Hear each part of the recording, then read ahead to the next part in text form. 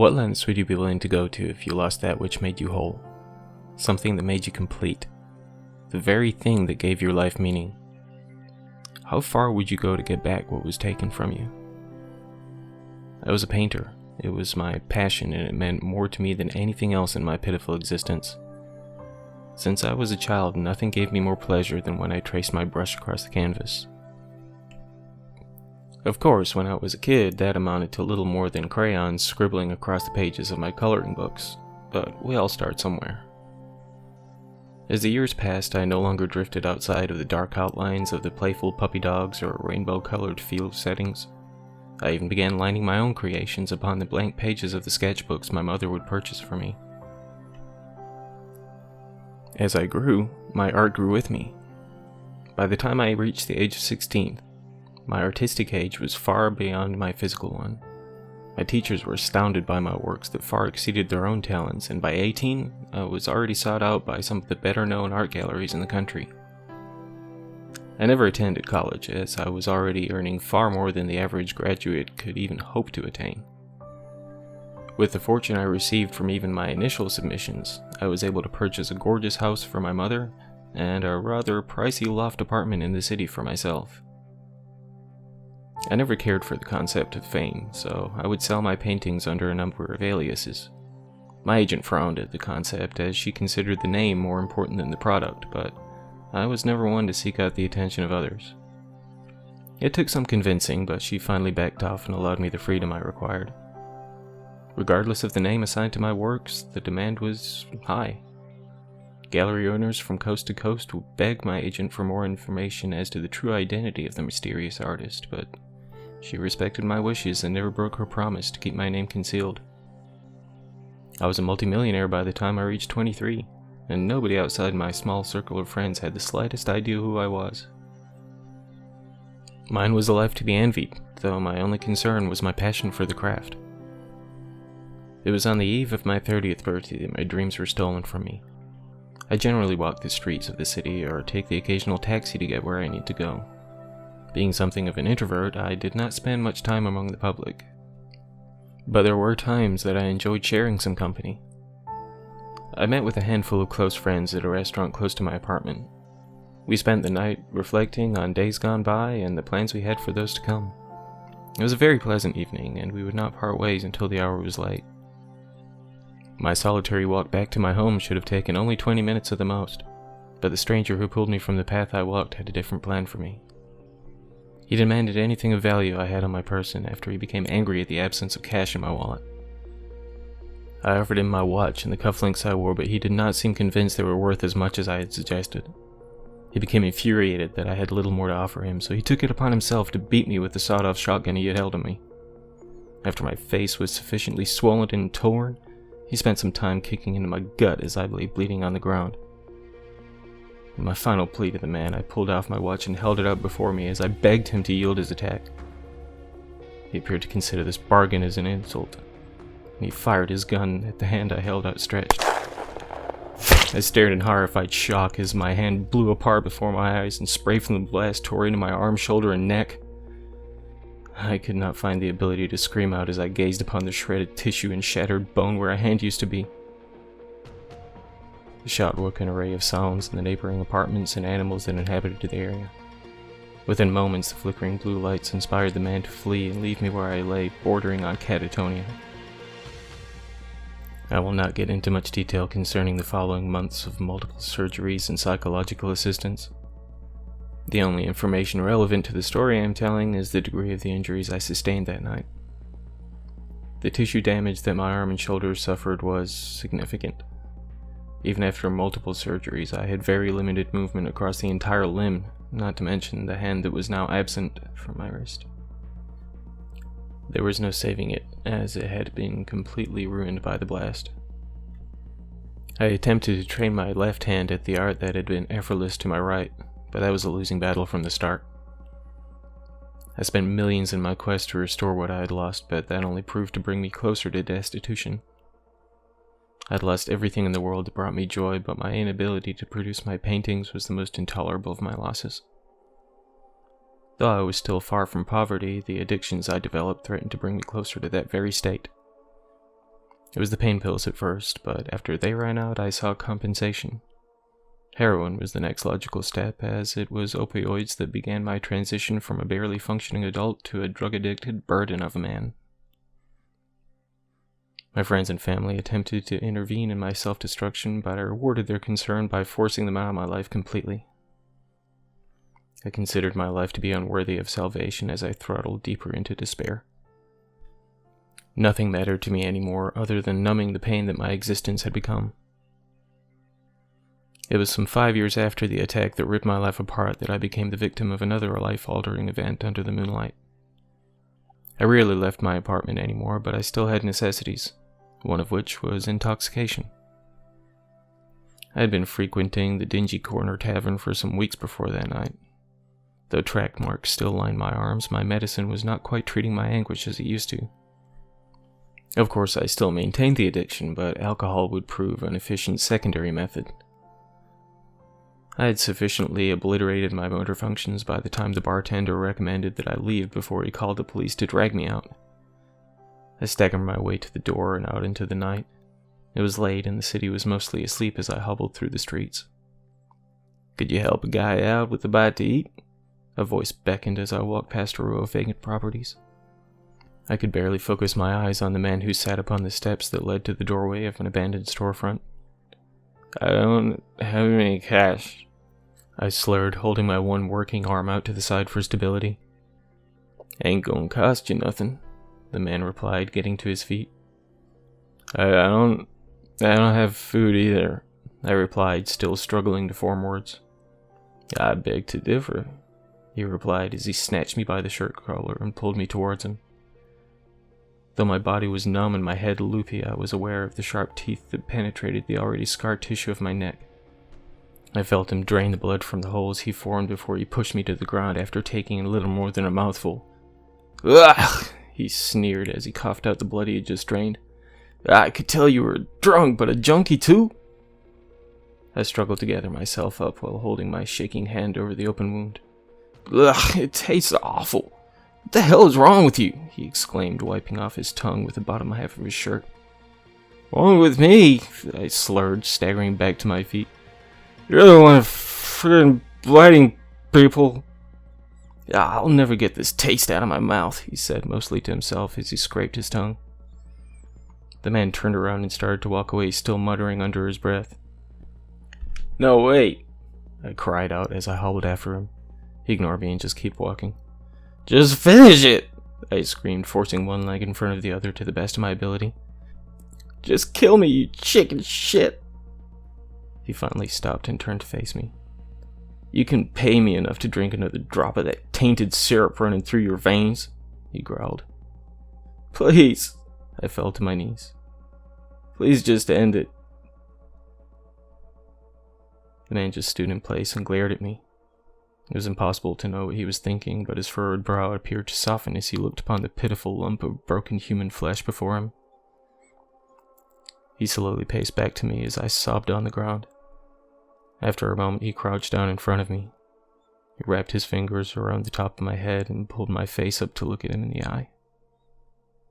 "Yeah, I was lucky once," he said, turning my head from side to side as though he were looking for an expiration date.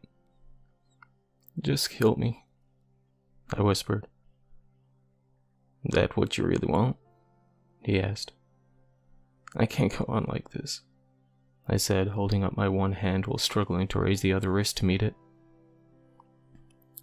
"Yeah, someone messed you up real good," he remarked as he grabbed my right wrist that used to end in 5 fingers. The man reached out to the open wound he had chewed into me before.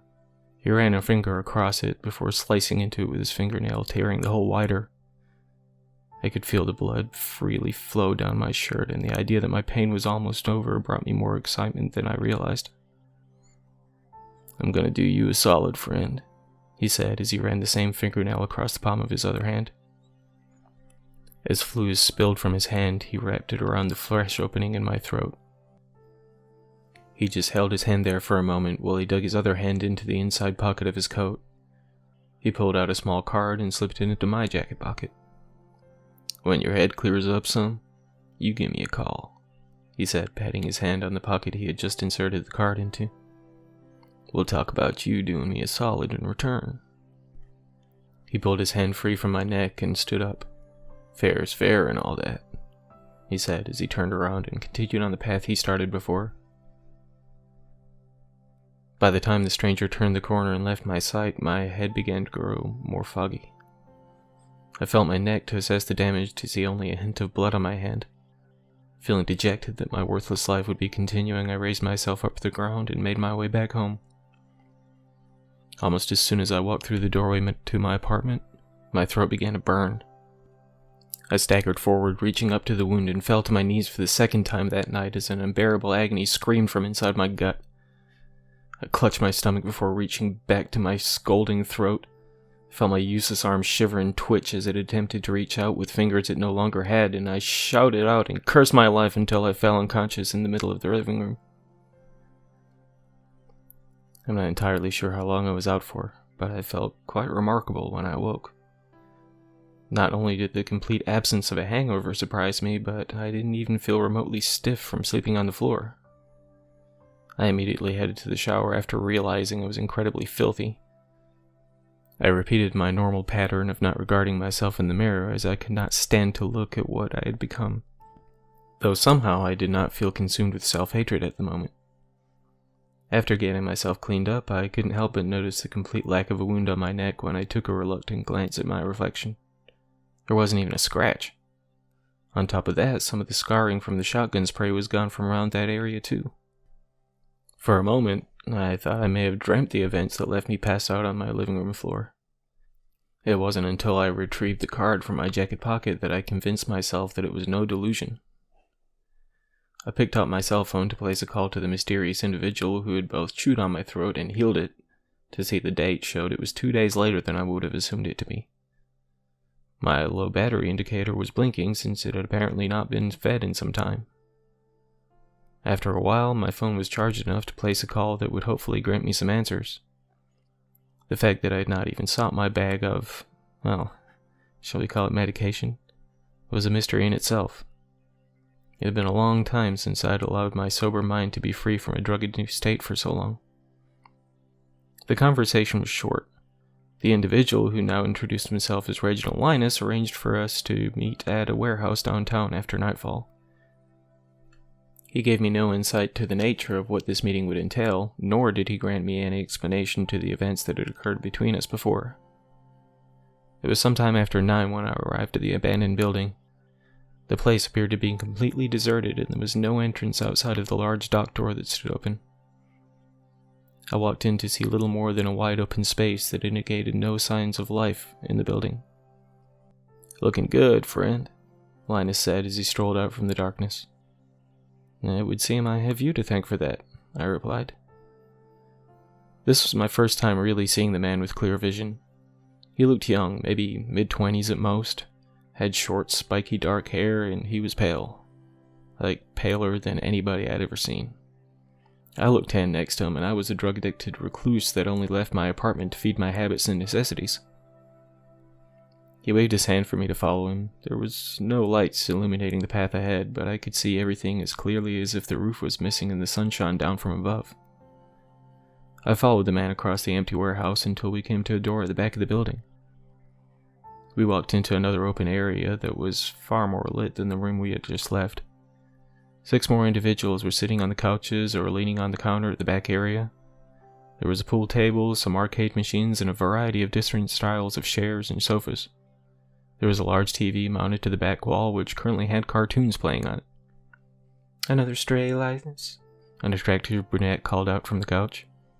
"You're still my favorite, Katie girl," Linus replied with a wink. "What is all this?" I asked, looking around at the room and at its inhabitants. There was a tall, muscular, bald man at the bar, a pretty African-American girl beside the brunette on the couch, 2 thin, brown-haired men who looked a little older than 18, and another man whose face I could not see as he had his head down on the bar.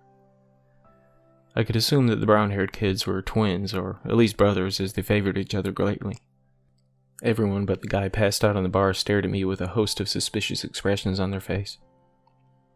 "This here is my coven," Linus said with his arms spread out beside him. Coven? I asked, curious as to what qualified them as such. You gotta know what's going on by now, Linus stated with an unsettling smirk. Your neck's all healed up? That ain't exactly modern medicine, you know. I knew what he was getting at. The way he had bitten into the flesh of my throat.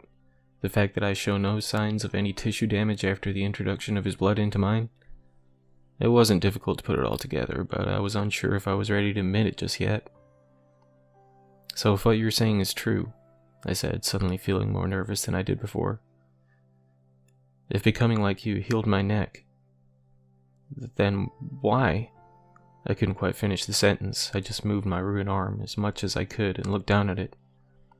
You ain't exactly one of us just yet, friend, Linus said. You gotta have one good meal before it really takes hold of you. Finally, the veil was completely lifted from my eyes. I knew exactly what he meant by one good meal. Maybe I was fooling myself to think that one little blood transfer would put Humpty Dumpty back together again. So, if I have one good meal, as you say, will it make me whole again? Ain't exactly that simple, friend, Linus said after studying my face for a moment. Those injuries are long since healed, you see? Yeah, of course not, I thought. I hung my head as the sadness began to creep up on me again. I wasn't completely sure if I was willing to go to such lengths to feed on another person to repair my broken body and mind, but I had hope for a moment. Said it ain't as simple as taking your first bite, friend. I didn't say it wasn't doable. Huh? I replied, genuinely lost for words. Those wounds are old, kid. You want a new arm out of the deal, you gotta make them new again. What, how would that work? A lot easier than you think. Of course, if you ain't interested, you can just turn right back around and you'll be back to your old self before you know it. My thoughts were scattered. Was it really possible I could be my full self again? That I could possibly regain some manner of a grip on my old life? Would my necessity to feed on the lifeblood of others be a burden I could live with? Questions. Too many questions. What about what I owe you? I continued, fearing that I would be getting in more debt to this man. Yeah, we'll get to that soon enough. I mean, would this add to that?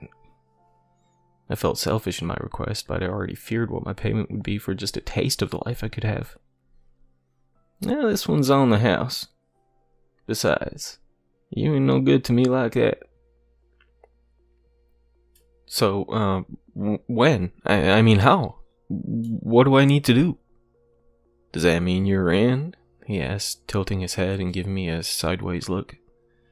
The temptation was too great. My life had been meaningless for so long. I couldn't bear the idea of returning to the needle in the bottle just to be able to barely cope with the burden of life.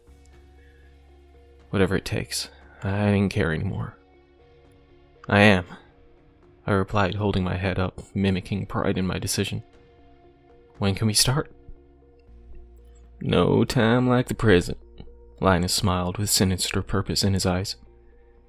He gave a nod to the big guy at the bar. The hulking man walked over to me and wrapped his thick arms around my body and left arm. I struggled to break free, but his strength exceeded my own. What the hell? I exclaimed.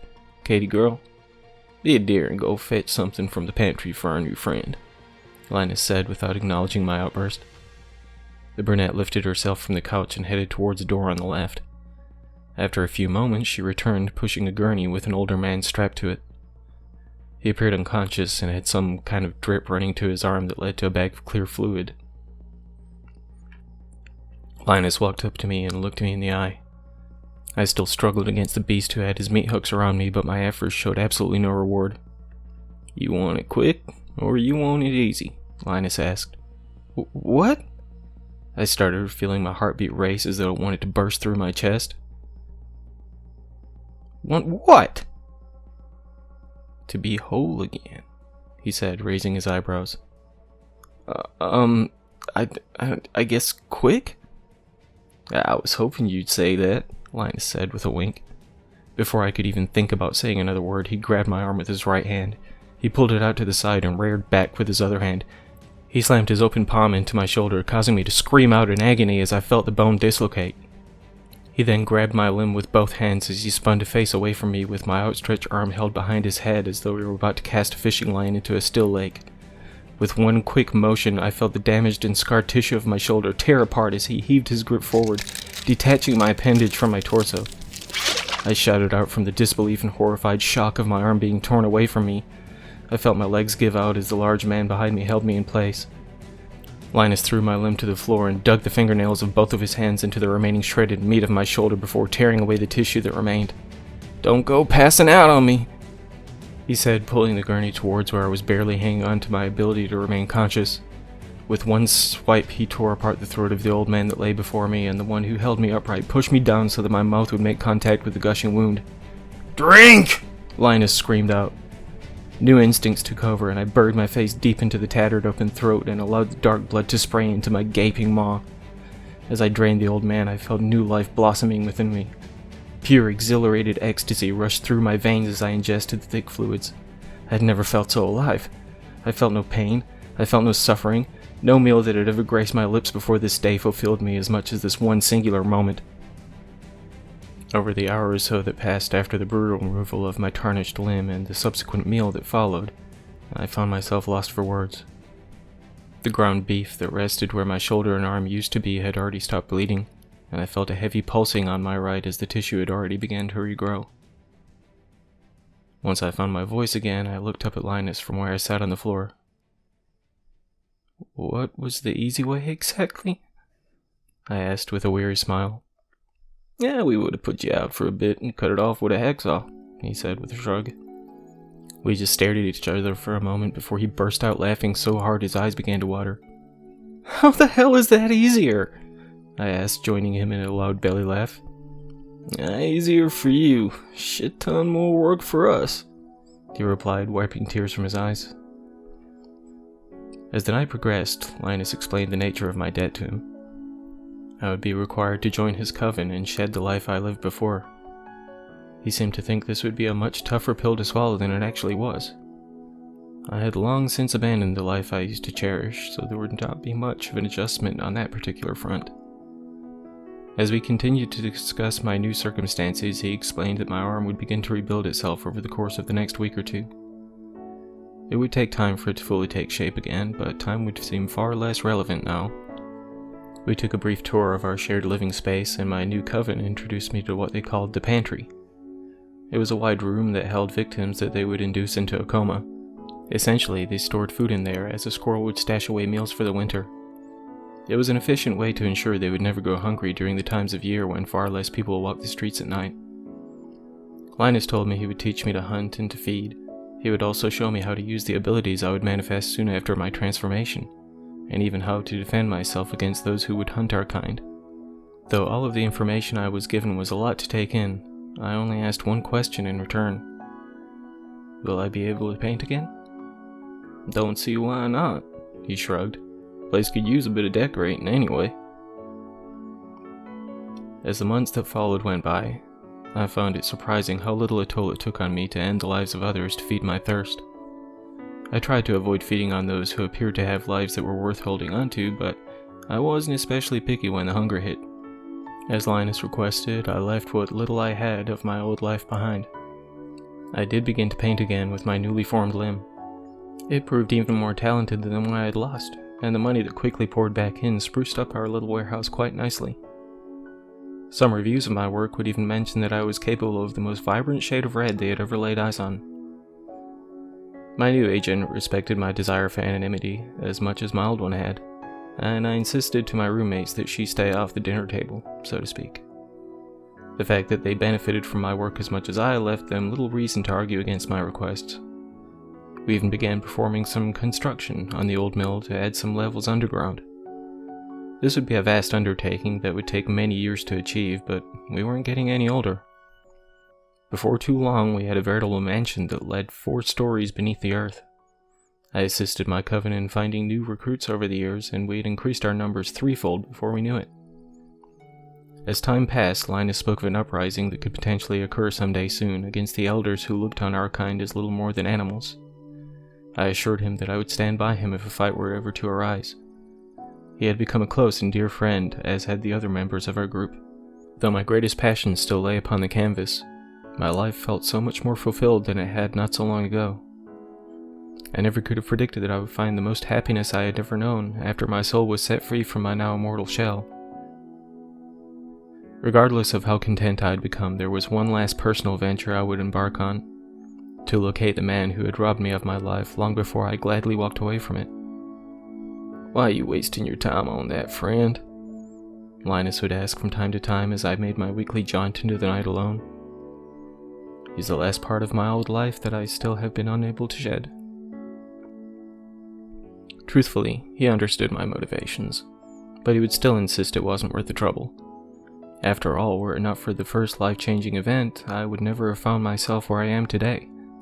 Not to mention, I may well have ended up as a fresh meal for my good friend without my tainted blood. It was a snowy November night when my quest finally proved fruitful. I barely recognized the man at first, as he was much older than he was when we first met. I followed the same path I had traveled many times before. That time of week was the only time I would allow myself to come close to the area I used to live in. Truth be told, I didn't even realize it was that very man I saw from a distance that night. I had almost given up on that week's search until I quite literally bumped into him while passing. I continued on my stroll until it registered in my mind. I quickly sped back and leapt on him from behind. His head met the concrete and he went out like a light, so I took the opportunity to carry him back to the very alley at which he tore my dreams from me. It was our special place, after all. I watched over him until he awoke, and when he came around, I had a little talk with him. He begged for his life after he accepted that I was who I claimed to be, after I pulled the watch from my wrist to offer him once more. It was the same model that his shotgun had destroyed, along with the hand which held it. The years had not been kind to the man. I ran a finger across the gash the ground had left in his head and sampled the blood that leaked out. Linus had been correct in his distaste for how the drugs affected the flavor. Perhaps I would leave this individual to dwell in the misery of his own making after all. It wasn't until I turned to leave the alley with the full intention of never returning again that a question dawned on me. How had I not paid attention to this the first time we met, I wondered. It could have just been the shock of the gun that was trained on me that caused me not to notice this one simple thing. I turned back to the wretched man who still wept on his knees. "Before I go, would you be so kind as to answer a question for me?" I asked as he stared up at me with eyes that swelled with fear. "Are you left-handed, or right?" As a good friend once told me, fair's fair and all that.